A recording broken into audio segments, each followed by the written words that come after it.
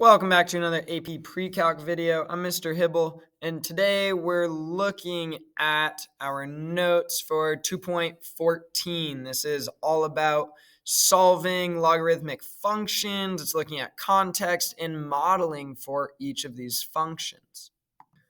So in order to do this, let's start with this first problem here. It says selected values of some function are given in the table, where they tell us the type of model we're using. We know it's a logarithmic, it's natural log. And there's two steps. We first want to use the given data to write two equations. Well, if you have an x value and have an L of x value, you have the input, you have the output, we may as well just replace those. Two different equations, replace them each separately. So in our function, L of x, I can change to a value of 3. A and b, we don't know those, so those are still there. And then we still have our natural log where we're plugging in the x value. There's one equation. The second equation, same idea. Replace the x and the L of x component, the input and the output, and create your two equations. Well, once we have that set up now, we can find the values of a and b by solving. There's a few different ways you can do this. There's shortcuts you can take at certain points. But we're going to look at this basic idea of how to solve this system. One thing I want you to notice is you have two unknowns. You have two variables that we're trying to find. We also have two equations. In order to find the values of two different unknowns, you need that same amount of equations, which in this case is 2, which we do have. So in order to solve, one method you might use is what's called elimination. Elimination is a method that combines your two equations.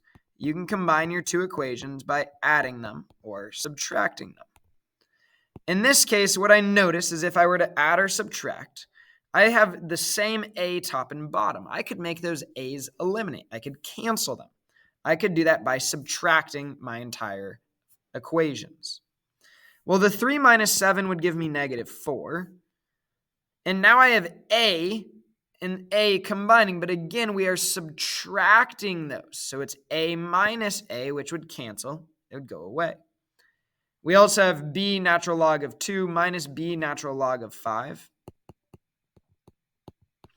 where we can just show kind of the math that's happening for that.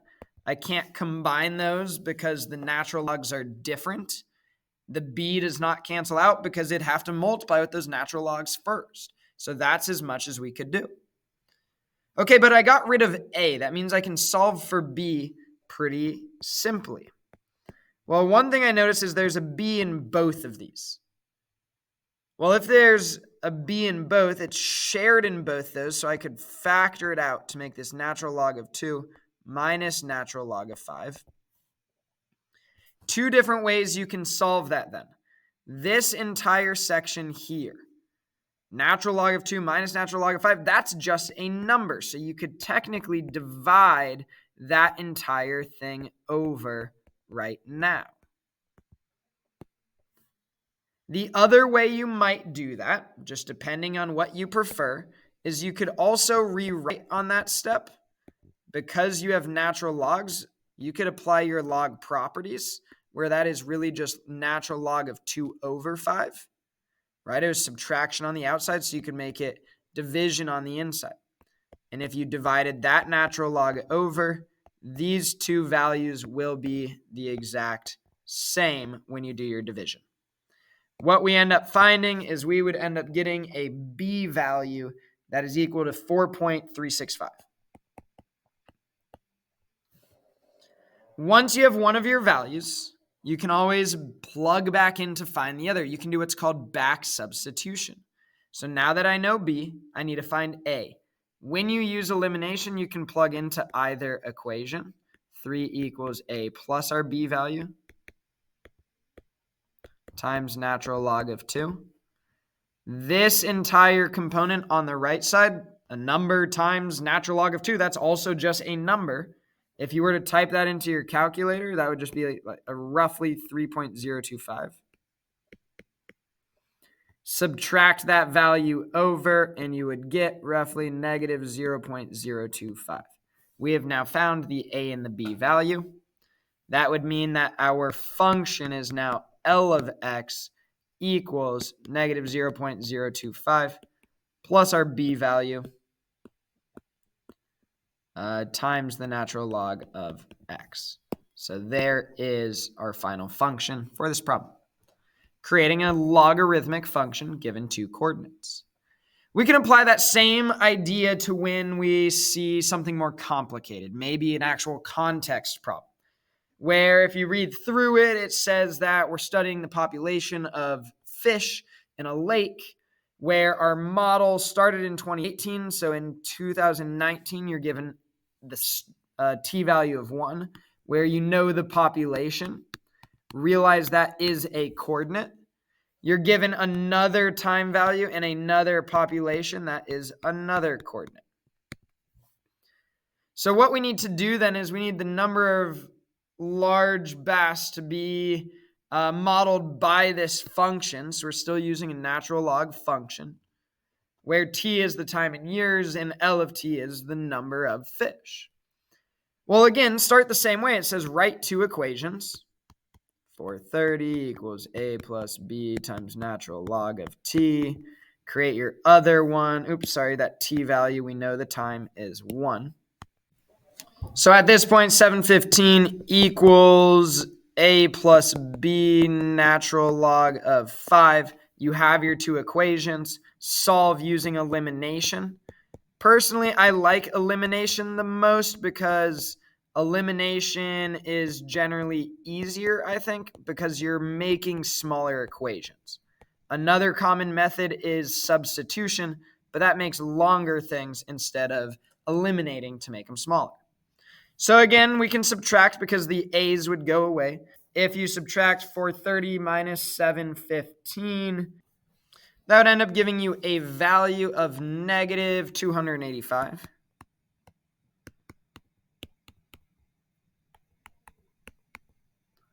So now we have our setup. Again, we're subtracting the b's with natural logs. You could factor that part out to make it natural log of 1 minus natural log of 5. That's just a singular value. Again, you can rewrite that if you would like for it to be 1 over 5 on the inside. And now to get b by itself, you could just divide it over. When you do that division, b would be equal to 285 over natural log of 1 over 5, which, if you get that value, that should end up being roughly 177.08. We could plug back in to find the a value. 430 equals a plus the b value we just found, which is 177.08 times natural log of 1. One thing you're going to end up noticing as you go through this process is if you multiply 177 times natural log of 1, natural log of 1 is actually just a value of 0. So if you multiply those together, that's actually just going to cancel out, and we have our a value. If you were to find a first, you could actually take a shortcut knowing that, and you wouldn't actually have to use a system. Just an idea for you. I'll let you try and figure that out. So now we have our equation. We know that L of t equals our a value, 430, plus the b value, 177.08, times our natural log of t. There's our equation. So what they're telling us, though, for part B now is it says use the given data. Okay, the given data, that's our coordinates, to find the average rate of change. You should know a formula for that on the interval t equals 1 to t equals 5. Well, if I have the two coordinates from above, that should be pretty simple to find the rate of change because I'm going to take my y's and subtract them. I'm going to take the x's and subtract them. I'm going to use my calculator and I'm going to get 71.25. The top was the amount of fish. The bottom was the amount of years. So I know that this is 71.25 fish per year. I need to be able to interpret that actual meaning, though. What does it mean for my rate of change, my average rate of change, to be 71.25? Well, let's start with this. Let's talk about our interval. So I know that we are talking about this from t equals 1, that's a t, to t equals 5. That's what we're worried about right now. Well, we've found that the fish population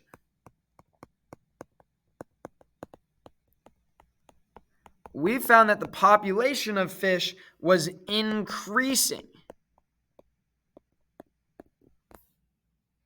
It roughly increases by an average, right? This was average rate of change. So it's increasing by an average of 71.25, right? This is already talking about the fish, so I don't need to say it's fish now.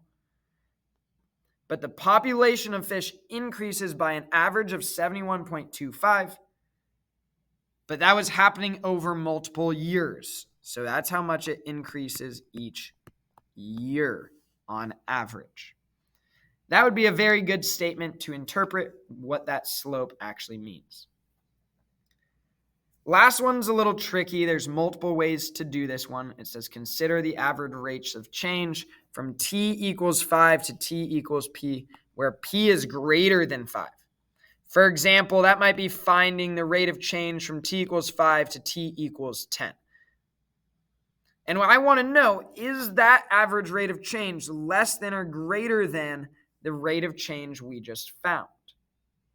One way you could do that is find the rate of change at some value larger than 5 and see what the rate of change is then and compare it. That is a valuable method. However, there's an easier way. We know that logarithmic functions are either concave up or concave down. So when they start asking us about average rate of change and how the rate of change is changing, is it greater or is it less? That is the rate of change increasing or decreasing. That is concavity. Well, if you were to graph the function we made, it would look something like this. We know this graph is concave down.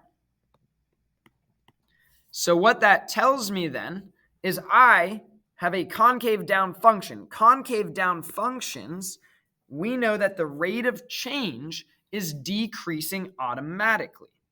So let's word that then for our notes. What I could say is as L of t, that's our function, is concave down. Again, you could find that just from graphing it.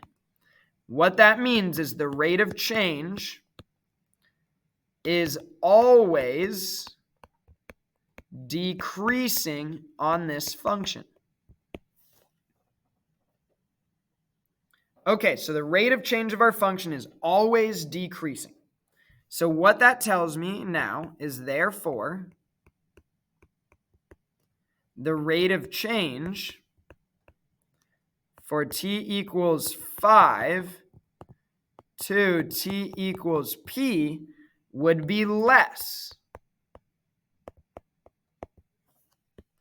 It would be less than the rate of change from t equals 1 to t equals 5. Oops, that was supposed to be t equals 5 to t equals p originally. Notice that typo. And now I don't need anything else. I don't have to do any math. All I had to do was apply a definition. Now that we've applied our definition for rate of change changing, right? If you hear rate of change and you hear, is it greater, is it less, is it increasing, is it decreasing, think concavity. That will really help you out. Thanks for watching. That is our 2.14 video. Thank you.